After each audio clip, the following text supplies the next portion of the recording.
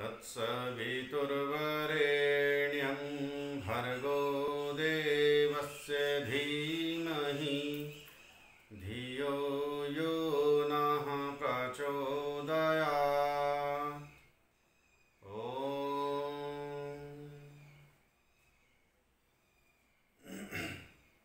आइए सर्वप्रथम परमपिता परमात्मा से प्रार्थना करते हुए, परमेश्वर का ध्यान करते हुए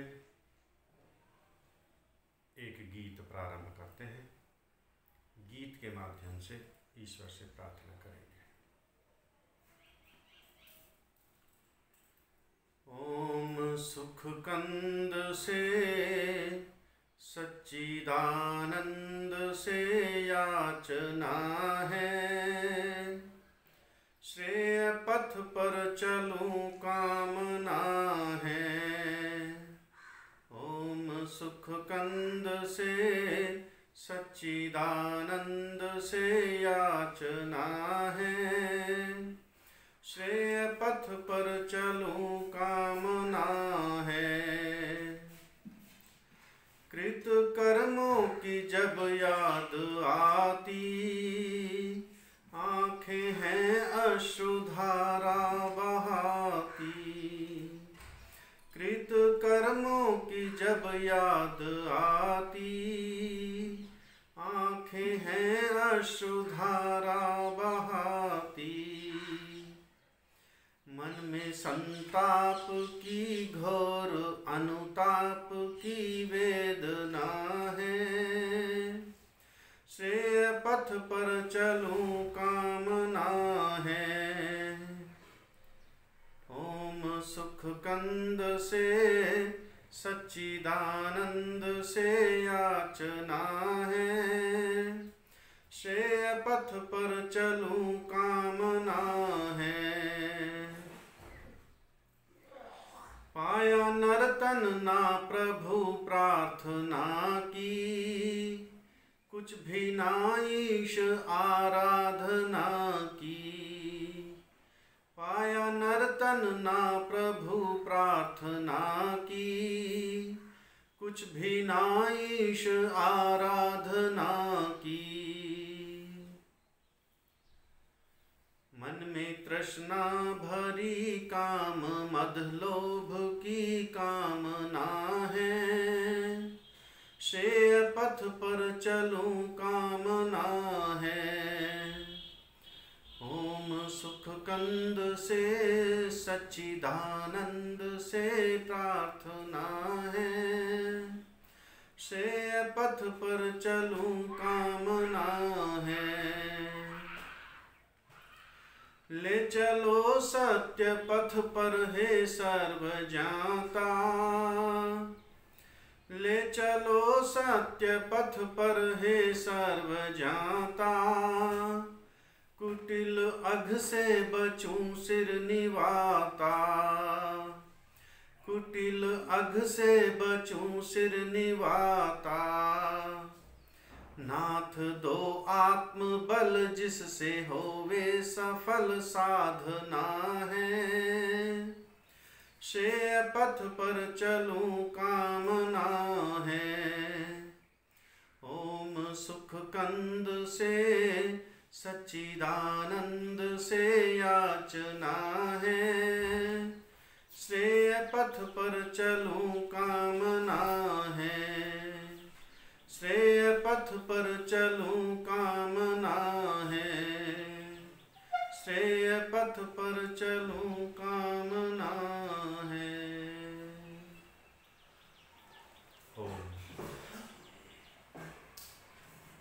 संध्या क्यों और कैसे, यह विषय हमारा पूर्ण हो चुका है। संध्या के एक एक मंत्र को हमने समझने का प्रयास किया, उसके भावार्थ को समझने का प्रयास किया। संध्या का हमारे जीवन में महत्व क्या है, हमने उस महत्व को समझने का प्रयास किया। अब विषय यज्ञ का चल रहा है और महर्षि स्वामी दयानंद सरस्वती ने तो एक लघु ग्रंथ लिखा है इन पंच महायज्ञों के विषय में इन यज्ञों की विधि के विषय में, जिसे पंच महायज्ञ विधि के नाम से जाना जाता है। प्रथम यज्ञ यह संध्या ही है हमारा, जिसे हम ब्रह्म यज्ञ के नाम से जानते हैं। तो सर्वप्रथम हम ब्रह्म यज्ञ के विषय में जान भी चुके हैं, सीख भी चुके हैं, उसके भावार्थ को भी जान चुके हैं। अब ब्रह्म यज्ञ ही सर्वप्रथम प्रारंभ करेंगे, मंत्र पाठ, उसके बाद आगे अग्निहोत्र के विषय में चर्चा करेंगे। आइए सभी एक बार सीधे होकर के, कमर गर्दन सीधी। अरे शोर मत मचाया करो तुम, मेरा यहाँ सुबह सुबह दिमाग खराब करे जाओ। इसमें वीडियो चलती रहे और वहाँ रुक के मचाते रहोगे। खूब समझा ली थारी समझ में नहीं आती। ओ आइए कमर गर्दन सीधी करेंगे सभी, आंखें कोमलता से बंद। 3 प्राणायाम। श्वास बाहर छोड़ देंगे, बाहर ही रोक देंगे।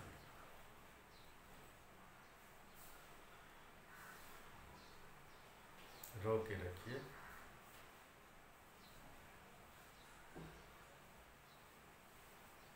मन में ओम का ध्यान, ओम का चिंतन। घबराहट होने पर श्वास धीरे धीरे अंदर भर लीजिए।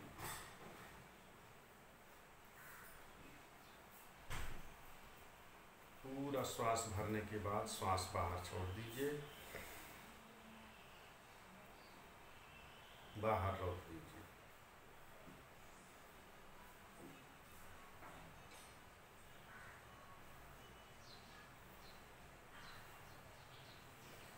घबराहट होने पर पुनः धीरे धीरे अंदर भर लीजिए श्वास।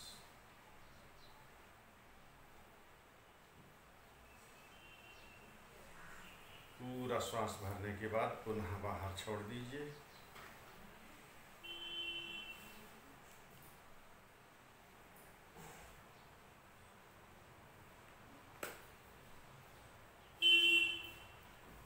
बाहर श्वास रोक के रखेंगे।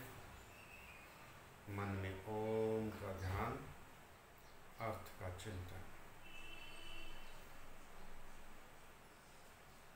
घबराहट होने पर श्वास धीरे धीरे अंदर भर लीजिए। पूरा श्वास भरने के बाद श्वास छोड़ देंगे। सामान्य श्वास प्रश्वास। अथ वैदिक संध्या। अथ मंत्र पाठ।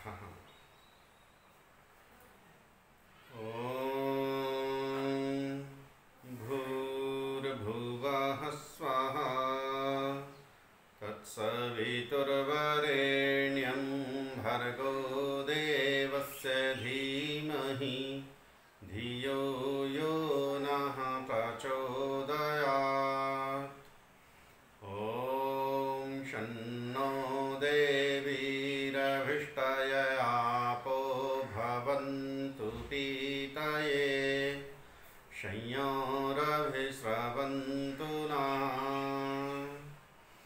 ओम वाक् वाक्, ओम प्राणः प्राणः, ओम चक्षुः चक्षुः, ओम श्रोत्रं श्रोत्रम्, ओम नाभिः, ओम हृदयम्, ओम कंठः, ओम शिरः, ओम बाहुभ्यां यशोबलम्, ओम करतलकरपृष्ठे, ओम भूः पुनातु शिरसि, ओम भुवः पुनातु नेत्रयोः, ओम स्वः पुनातु कंठे, ओम महः पुनातु हृदये, ओम नः पुनातु नाभ्याम् ॐ तपः पुनातु पादयोः ॐ सत्यं पुनातु पुनः शिरसि ॐ खं ब्रह्म पुनातु सर्वत्र ॐ भूः ॐ भुवः ॐ स्वः ॐ महः ॐ जनः ॐ तपः ॐ सत्यम् ॐ ऋतं च सत्यं चाभिधात्तपसोऽध्यजायत ततो रात्र्यजायत ततः समुद्रो अर्णवः समुद्रादर्णवादधि संवत्सरो अजायत अहोरात्राणि विदधद्विश्वस्य मिषतो वशी सूर्याचन्द्रमसौ धाता यथा पूर्वमकल्पयत् दिवं च पृथिवीं चान्तरिक्षमथो स्वाहा ॐ शन्नो देवीरभिष्टय आपो भवन्तु पीतये संयोरभिस्रवन्तु नः ॐ प्राचीदिग्गग्निरधिपतिरसितो रक्षितादित्यायिषवः तेभ्यो नमोऽधिपतिभ्यो नमो रक्षितृभ्यो नम ईशभ्यो नम येभ्यो अस्तु योऽस्मान् वेष्टियं वयं दुष्मस्तं वोजम्भे दद्मः दक्षिणादिगेन्द्रोऽधिपतिस्थिरश्चिराजि रक्षिता पितरैषवः तेभ्यो नमोऽधिपतिभ्यो नमो रक्षितृभ्यो नम ईशुभ्यो नम येभ्यो अस्तु योऽस्मान् वेष्टियं वयं दुष्मस्तं वोजम्भे दद्मः प्रतीचिदिक्वरुणोऽधिपतिः प्रेदाकु रक्षितान्नमिषवः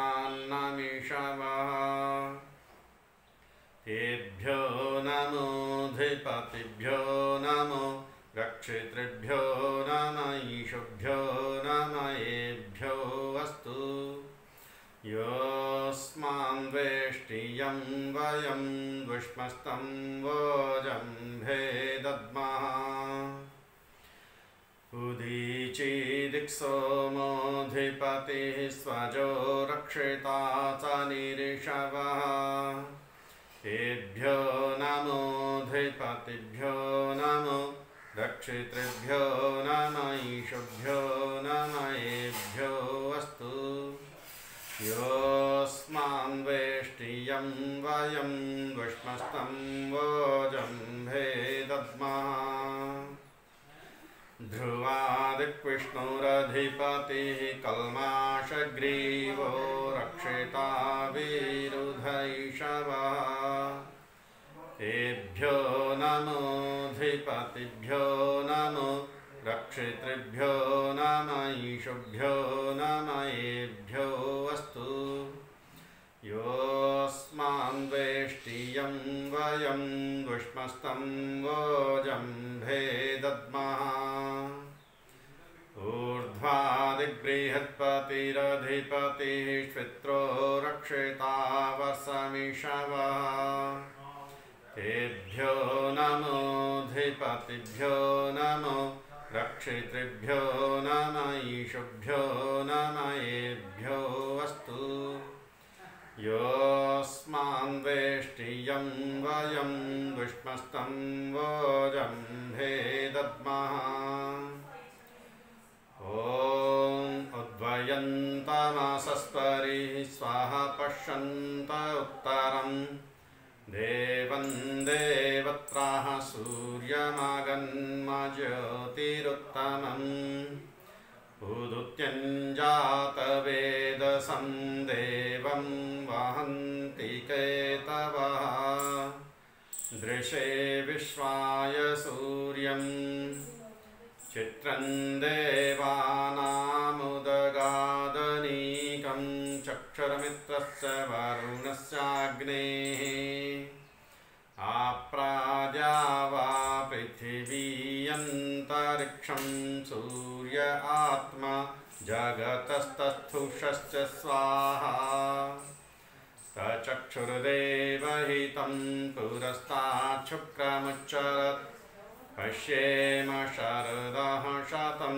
जीवेम शरदः शतं शृणुयाम शरदः शतं प्रब्रवाम शरदः शतमदीनाः स्याम शरदः शतं भूयश्च शरदः शतात्। हाथ जोड़ लेंगे सबके। ओम भूर्भुवः स्वः तत्सवितुर्वरेण्यं भर्गो देवस्य धीमहि धियो यो नः प्रचोदयात्। हे ईश्वरदयानिधे भवत्कृपानेन जपोपासनादिकर्मणा धर्मार्थकाममोक्षाणां सद्यः सिद्धिर्भवेन्नः।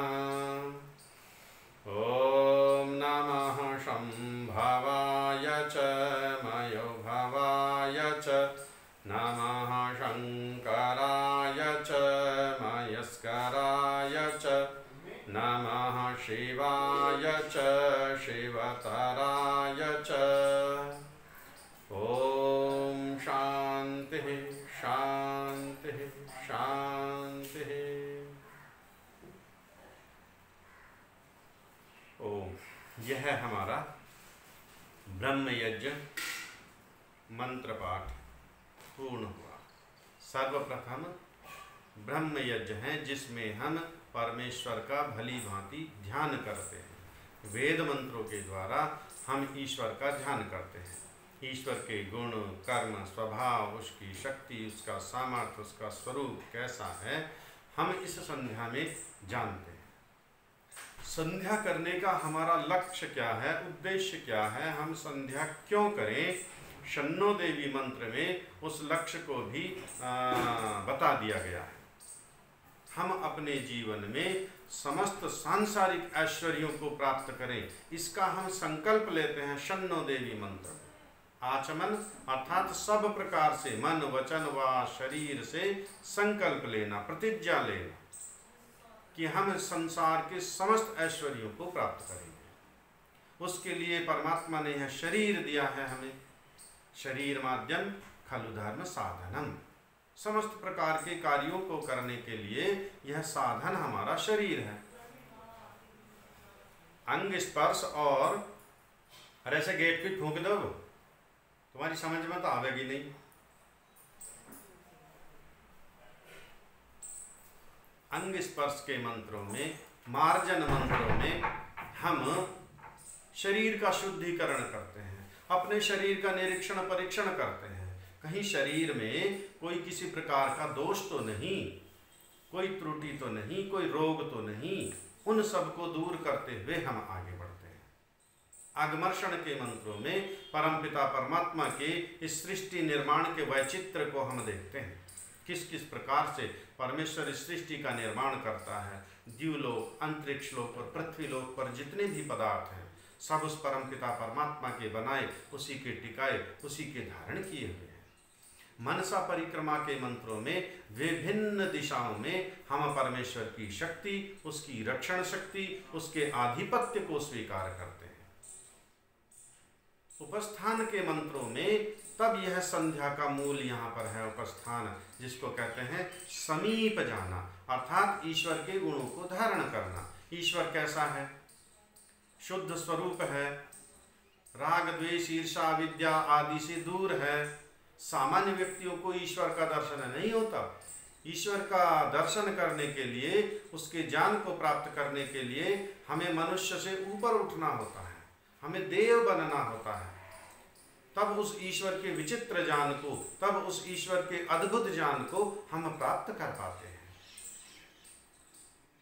तब हम ये प्रतिज्ञा करते हैं, संकल्प लेते हैं, ईश्वर से प्रार्थना करते हैं, ईश्वर हमें ऐसा सामर्थ्य दे, ऐसी शक्ति दे कि हम 100 वर्षों तक भी और 100 वर्षों से अधिक भी उसी ईश्वर के दिव्य स्वरूप को मैं देखता रहूं, सुनता रहूं, जानता रहूं, उसी के मैं दर्शन करता रहूं। 100 वर्षों तक भी मैं वेद विद्या का प्रचार प्रसार करता रहूं, वेद विद्या का ही मैं श्रवण करता रहूं, विद्वानों का मैं संग करता रहूं, उनका सत्संग करता रहूं। गायत्री मंत्र में पुनः ईश्वर से प्रार्थना, और समर्पण मंत्र में अब जब सारा ईश्वर से ही प्राप्ति होनी है, सारे संसार का, सारे ब्रह्मांड का ईश्वर ही नियंता है, हम भी उसके प्रति नतमस्तक होते हैं, आत्मसमर्पण कर देते हैं। हे ईश्वर, मेरे भी ये चारों लक्ष्य जीवन के जो प्रथम मंत्र में हमने संकल्प लिया, समस्त सांसारिक ऐश्वर्यों को प्राप्त करने का और मुक्ति सुख को प्राप्त करने का, धर्म, अर्थ, काम, मोक्ष, ये मेरे चारों प्रयोजन आपकी ही कृपा से पूर्ण होंगे। हे परमेश्वर, आप मुझे ऐसी शक्ति, सहायता दीजिए कि मैं अपने जीवन के इन चारों लक्ष्यों को शीघ्र ही प्राप्त कर पाऊं। ये हमारा ब्रह्म यज्ञ। दूसरा है हमारा देव यज्ञ, जिसको हम अग्निहोत्र हवन कहते हैं। कल इसके विषय में चर्चा चल रही थी कि अग्नि के जो हम पदार्थ डालते हैं वो 4 प्रकार के पदार्थ, पुष्टिवर्धक, सुगंधिवर्धक, रोगनाशक और मिष्ट पदार्थ। अग्नि को जब हम ये पदार्थ देते हैं, जब हवि डालते हैं, आहुति डालते हैं, अग्नि का स्वरूप है कि वह इन पदार्थों को बहुत सूक्ष्म करके विखंडित कर देता है, विभाजित कर देता है। और पदार्थ जब हल्का हो जाता है तो यह वायु में उठ जाता है ऊपर, और वायु से फिर ये पदार्थ जल को प्राप्त होते हैं। वाष्प के रूप में जल प्रत्येक स्थान पर विद्यमान है। वृष्टि जब होती है, वर्षा जब होती है, ये समस्त पदार्थ पृथ्वी पर ही आते हैं, और यहीं से हमारी अन्न औषधियाँ सब उत्पन्न होती हैं, वनस्पतियाँ उत्पन्न होती हैं। ये सब अन्न औषधियाँ उन्हीं को प्राप्त होती हैं, और ये सब हमारी अन्न औषधियाँ, वनस्पतियाँ सब स्वस्थ निरोग होती हैं, जिनका हम सेवन करते हैं। हम भी निरोग होते हैं। हम सब सुख चाहते हैं, दुख हम चाहते नहीं। हम सुखी रहना चाहते हैं, स्वस्थ रहना चाहते हैं, बलवान रहना चाहते हैं। उसके लिए हमें शुद्ध खान पीन का ध्यान रखना होगा। इसलिए यह अग्निहोत्र हमारे जीवन का महत्वपूर्ण अंग है। तीसरा यज्ञ हमारा होता है अग्निहोत्र के विषय में आगे हम चर्चा करेंगे विधि की। संक्षेप में अभी पंच महायज्ञों के विषय में चर्चा कर लेते हैं। तीसरा यज्ञ पितृयज्ञ।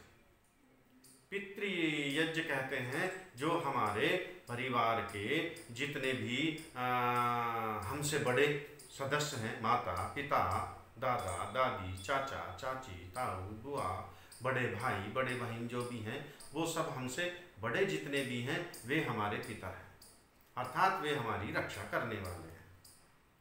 और पितृयज्ञ किस प्रकार का होता है? पितृयज्ञ के 2 भाग होते हैं, एक श्राद्ध और दूसरा तर्पण। जो हमारे जीवित माता पिता वृद्ध घर के हैं, उनकी हम सेवा शुश्रूषा करते हैं, श्रद्धा पूर्वक हम उनका सत्कार करते हैं, सेवा करते हैं, और इस श्रद्धा पूर्वक की हुई सेवा से जो भी प्रसन्न होते हैं वही उनका तर्पण है। तर्पण जीवित व्यक्ति का ही हम कर सकते हैं। हम प्राय मरे का तर्पण करते हैं, श्राद्ध पक्ष एक चलता है वहाँ पर तर्पण करते हैं, लेकिन वास्तव में जिस सेवा से, शुश्रूषा से उनकी आत्मा तृप्त होती है उसी का नाम वास्तव में तर्पण है। तो ये पितृयज्ञ के 2 भाग हैं, श्राद्ध और तर्पण। तो उनका हम सेवा शुश्रूषा, भोजन का, वस्त्र का, औषधि का, जैसा भी उनको उचित आवश्यकता है, उनकी श्रेष्ठ आवश्यकताएं हैं उनकी, उन सबको हम पूरा करें, उसका हम ध्यान रखें। ये हमारा पितृयज्ञ। चौथा अतिथि यज्ञ।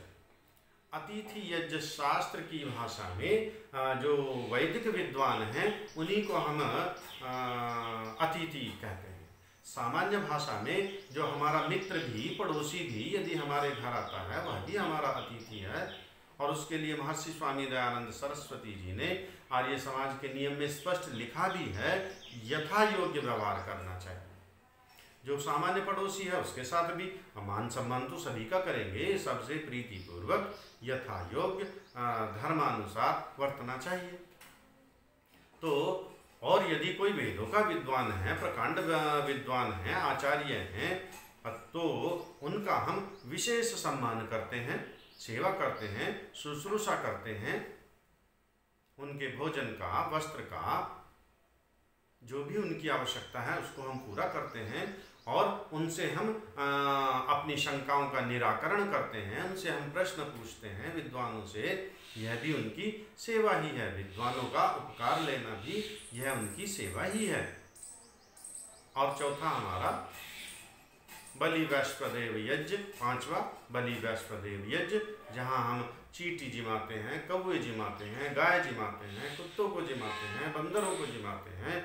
ये सब बलि वैश्वदेव यज्ञ का भाग है। क्योंकि हम अपने जीवन में जाने अनजाने में न जाने कितने प्रकार के हम पाप कर्म कर जाते हैं। और मनुष्य के जब पाप कर्म बराबर होते हैं तो मनुष्य का ही जीवन मिलता है। यदि पाप बढ़ेंगे तो मनुष्य का जीवन नहीं मिलेगा, फिर जीव जंतु पशु पक्षी इनका जीवन मिलता है। और पुण्य बढ़ते हैं तो उसका भोग बढ़ता है। फिर इसलिए हम बलि वैश्वदेव यज्ञ करते हैं ताकि हमारा पुण्य भी बढ़े। अनजाने में जो पाप बढ़ रहे हैं उनका बैलेंस हम किस प्रकार बनाएंगे, इसलिए बलि वैश्वदेव यज्ञ हम करते हैं। तो ये 5 प्रकार के यज्ञ हम अपने दैनिक जीवन में सभी करते हैं। ब्रह्म यज्ञ भी करते हैं किसी न किसी रूप में, अतिथि यज्ञ, पितृ यज्ञ, बलि वैश्वदेव यज्ञ, सारे यज्ञों को हम करते हैं। अब इसकी विधि जब हम ठीक ठीक जानते हैं, महर्षि स्वामी दयानंद सरस्वती ने एक लघु ग्रंथ लिखा है, पंच महायज्ञ विधि। मैं देखूंगा, यदि PDF मेरे पास होगा मैं ग्रुप में भेजूंगा, आप लोग उसका अवलोकन कर सकते हैं। जिसके पास उपलब्ध है वो उसका अवलोकन कर सकते हैं, वो उसका स्वाध्याय कीजिए पंच महायज्ञ विधि का, तो उसमें और आपका स्पष्ट यह हो जाएगा। अब ये हमारा जो अग्निहोत्र है, जो देव यज्ञ है, इसके जो 3 भाग कल हमने बताए थे, देव पूजा, संगतिकरण, दानेशु। देव पूजा है, अग्नि में हम पदार्थ डालते हैं, अग्नि की पूजा होगी। वायु शुद्ध, जल शुद्ध, वृष्टि शुद्ध। और संगतिकरण, विभिन्न पदार्थों का जो हम संगतिकरण करते हैं, सामग्री में मिलाते हैं। विद्वानों का जो हम संगतिकरण करते हैं, परिवार के सभी सदस्यों का संगतिकरण होता है यज्ञ के समय। और दानेशु, यजमान पुरोहित को दान देते हैं, पुरोहित यजमान को विद्या का दान देते हैं। ये इसके 3 भाग। अब हम यज्ञ किस प्रकार करें, ये प्रश्न है। तो सर्वप्रथम हमें देखना है, जब हम यज्ञ करते हैं, अधिकतर हम देखते हैं यज्ञ हम भूमि पर ही ऐसी थोड़ा सा वो रख करके, समीधा आदि चिन्ह करके वहीं भूमि पर यज्ञ कर लेते हैं। या कोई इस प्रकार का परात, तसला, इस प्रकार का वो पात्र लेकर के उसमें हम यज्ञ कर लेते हैं। और बहुत से लोग यज्ञ कुंड बनवाते हैं, उसमें यज्ञ करते हैं। तो वास्तव में इसका जो शुद्ध प्रक्रिया है, शुद्ध विधि है, वह यज्ञ कुंड ही है। और सर्वोत्तम यज्ञ कुंड वह है जो भूमि में खोदकर बनाया जाता है। अब जो हम भूमि में खोदते हैं, नाप परिणाम उसका भी वही है जो हम धातु का बना लेते हैं। तो धातु का भी हम बना सकते हैं, लेकिन इसका परिमाण क्या हो, इसका आकार प्रकार कैसा हो, साइज कैसा हो, उस पर हमें विशेष ध्यान देना है। वर्तमान में जो हम अधिकतर देखते हैं, आप लोगों को भी आ जाएगा, तो जो यज्ञ कुंड है हमारा जिस प्रकार का, अब ये यज्ञ कुंड की ऊंचाई है ये, तो इसमें हम क्या करते हैं, यज्ञ कुंड के यहाँ बीच के स्थान पर या बीच से कुछ नीचे उसमें यज्ञ कुंड में छिद्र करवा देते हैं, 2 साइडों में, कई बार 4 साइडों में भी करवा देते हैं। उनका अपना तर्क है कि जिससे हवा पास होती रहती है, लेकिन ये अशुद्ध है। यज्ञ कुंड जब हम बनवाएंगे उसमें इस जो खड़ी उसकी दीवार है, चारों दीवारों पर किसी दीवार में छिद्र नहीं होना चाहिए। अब इसका आकार प्रकार हम किस प्रकार का लेते हैं। यज्ञ कुंड का जो नीचे का भाग है उसका परिणाम कितना हो, ये नीचे है हमारा, यदि ये 4 इंच का है, ये तली 4 इंच हो गया ये, यानी नीचे तो ये वर्गाकार हो गया, 4 4 4 4, चारों दिशाएं इसकी 4 4 इंच की होगी। अब इसका ऊंचाई कितनी होगी, जितना नीचे से हमने इसका आयतन लिया है वर्गाकार का, इसका 4 गुना होना है फिर ये खड़ा। अगर ये 4 इंच का है तो ये सीधा खड़ा हुआ 16 इंच का होगा। ऊपर से जो इसका आकार होगा वह भी 16 इंच का होगा, अर्थात नीचे से ये ऐसे खुलता चला जाएगा, ऊपर नीचे से कम रहेगा और ऊपर इस प्रकार ये खुल जाएगा। अब यदि नीचे से हमने 3 लिया है तो इसकी खड़ी जो दीवार है वो 12 इंच की होगी, ऊपर का जो स्पेस है वो भी 12 इंच का होगा। इस प्रकार विशेष ध्यान हमें रखना है। यह जो यज्ञ है हमारा, ये संपूर्ण एक वैज्ञानिक प्रक्रिया है, ये कोई सामान्य प्रक्रिया नहीं है, यह कोई केवल कर्मकांड मात्र नहीं है, यह एक वैज्ञानिक प्रक्रिया है।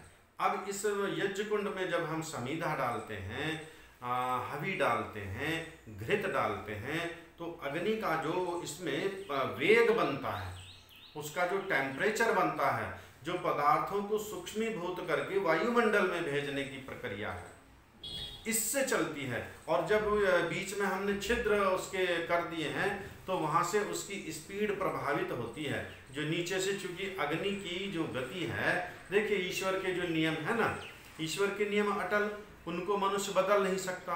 अग्नि का जो स्वभाव, अग्नि किसने बनाया, परमेश्वर ने।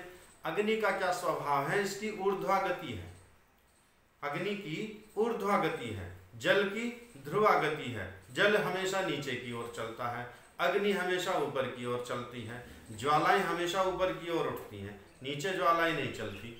जल हमेशा नीचे की ओर चलता है, ऊपर की ओर नहीं चलता।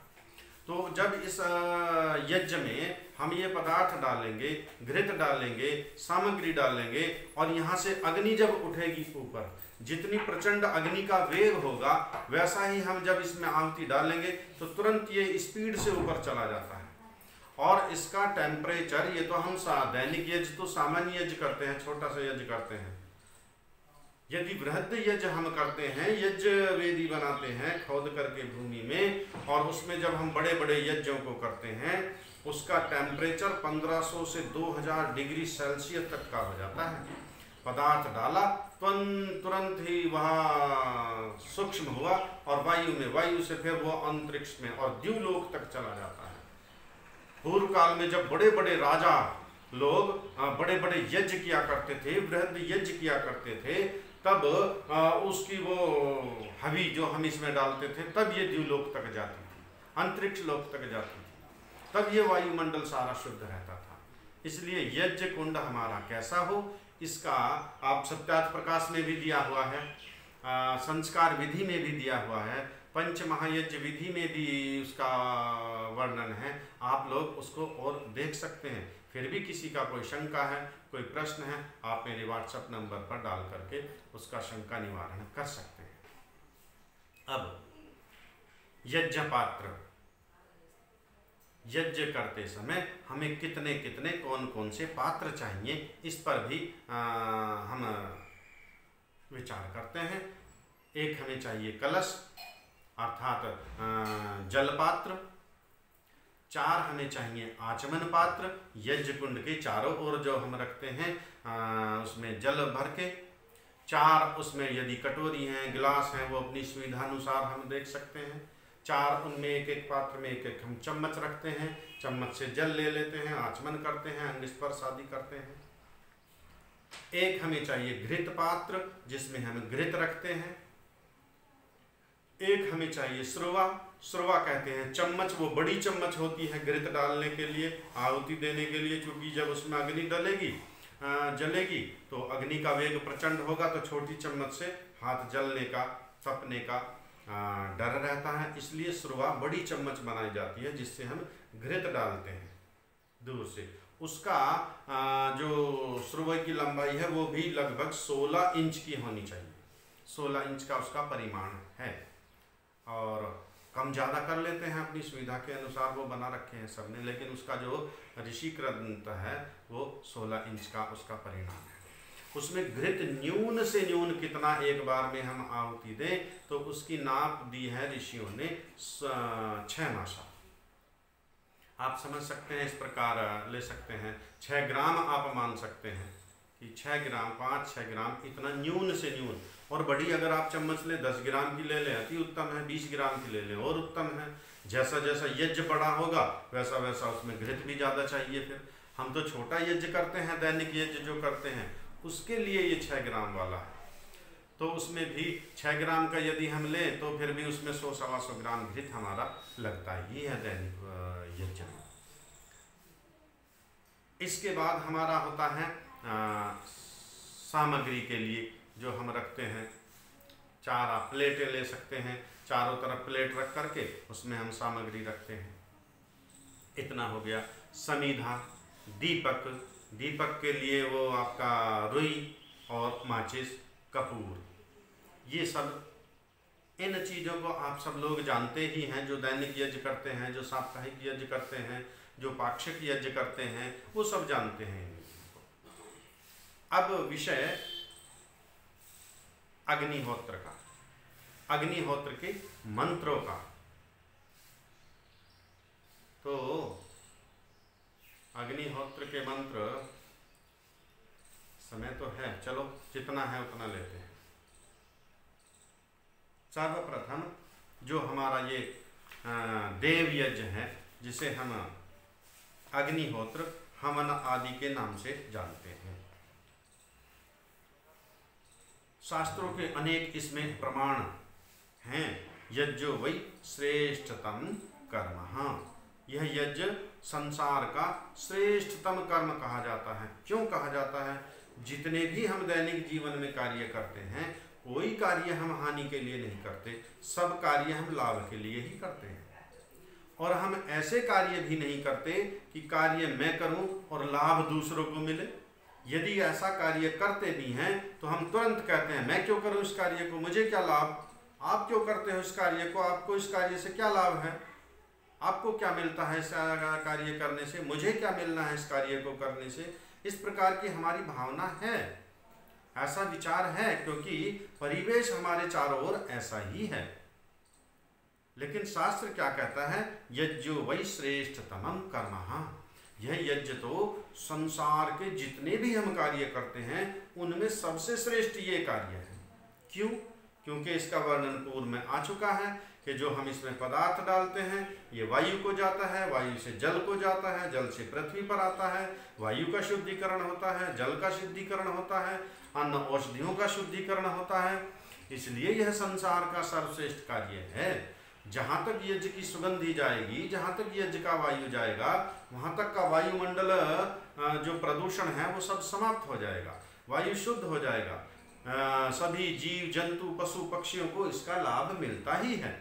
इसलिए हम इसे कहते हैं यज्ञो वै श्रेष्ठतमं कर्म, यह यज्ञ संसार का श्रेष्ठतम कार्य है।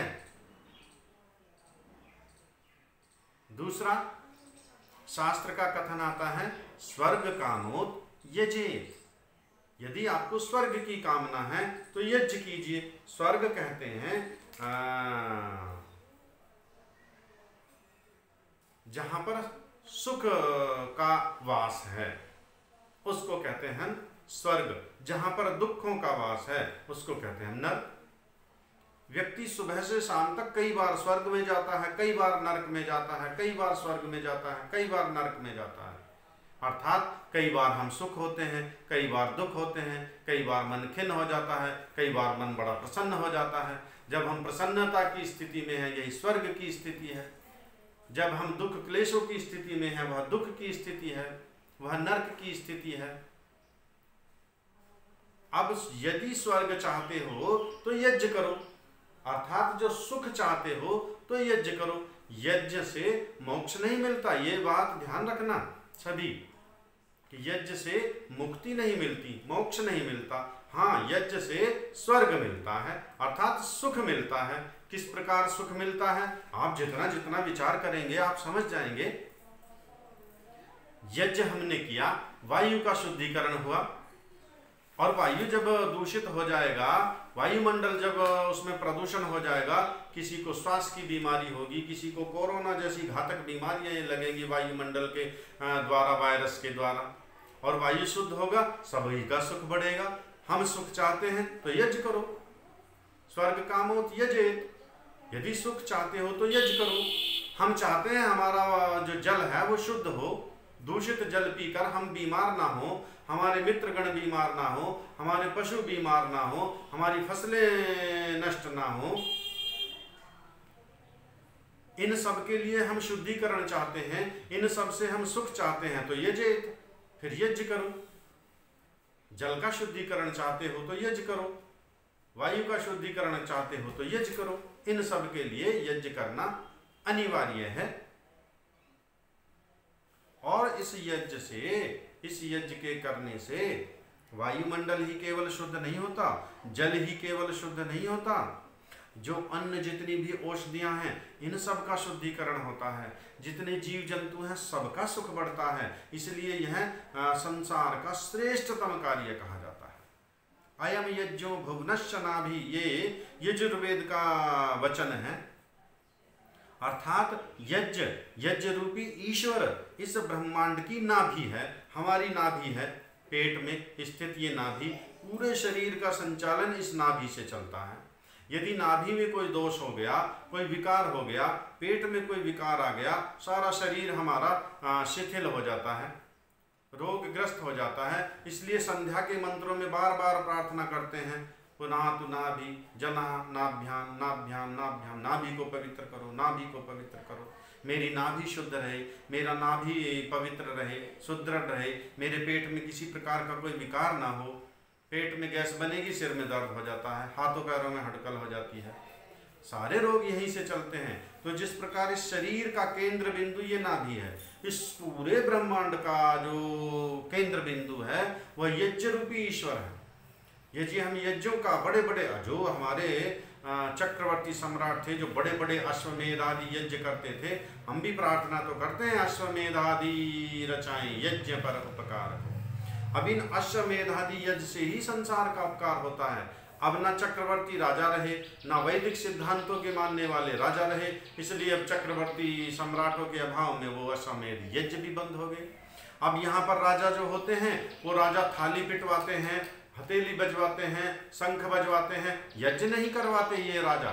यदि ये राजा यज्ञों का भी आह्वान करे तो यज्ञ भी हो जाए। जब पूरा राष्ट्र थाली बजा सकता है, हथेली बजा सकता है, शंख बजा सकता है, तो क्या यज्ञ नहीं कर सकते? बड़े बड़े जो कारखाने हैं जिनका ये लाइसेंस देते हैं कारखाने चलाने के लिए, और वहाँ से जो इतना बड़े बड़े चिमनियों से जो प्रदूषण निकलता है, उसके शुद्धिकरण का उपाय क्या, कचरे के निपटारे का उपाय क्या, उन सब का जब वो सर्टिफिकेट लेते हैं तो उन्हें एक ये शपथ पत्र भी उनसे भरवाएं कि जितने भी ये बड़े बड़े कारखाने हैं उनमें एक बड़ी बड़ी यज्ञ वेदी अवश्य हो, और वो कम से कम 5-5 किलो घी का यज्ञ प्रतिदिन करें अपनी कंपनी में। तो जितना जितना वायुमंडल प्रदूषित होता है उसका उपकार होता रहे, वायुमंडल शुद्ध होता रहे।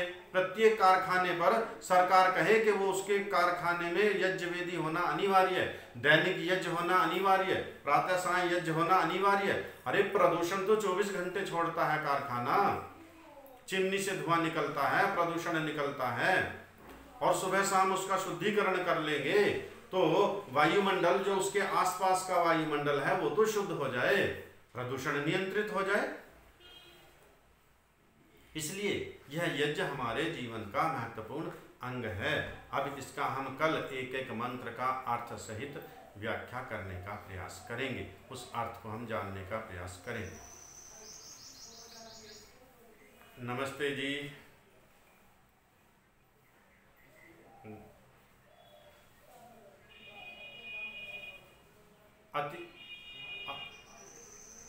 अतिथि, अच्छा। एक होता है सुगंधि वर्धक, एक होता है पुष्टि वर्धक, एक होता है रोगनाशक, और चौथा होता है मिष्ट पदार्थ, जो उसमें हम शक्कर डालते हैं, शहद डालते हैं, मुनक्खा आदि डालते हैं, ये मिष्ट पदार्थ। ये 4 प्रकार की है। आइए मंत्र पाठ करते हैं। ओम विश्वानि देव सवितरदुरितानि परासुव यद्भद्रं तन्न आसुव। ओम शांति शांति शांति। सभी को नमस्ते।